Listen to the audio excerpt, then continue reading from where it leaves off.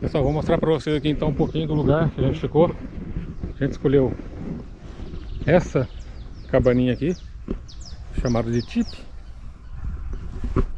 porque a cobertura dela é de palha, então ela é mais fresca do que a outra, né? A gente preferiu essa aqui. Ele já vem com duas cadeirinhas aqui na frente para você sentar. Tem esse deck aqui, né?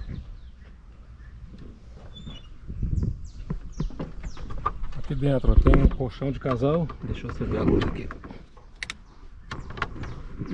Tem a tomadinha aqui no canto para você acender a luz. Tem outra aqui, uma tomada de energia para você carregar. É bom você trazer uma extensão, que às vezes você tem mais de um aparelho, né? Aí você consegue carregar todos. Aqui é o colchão. Essa é a parte interna. A lâmpada fica bem aqui em cima. Tem espaço suficiente para o casal, né? A gente dormiu a noite toda aqui, tranquilamente. Essa é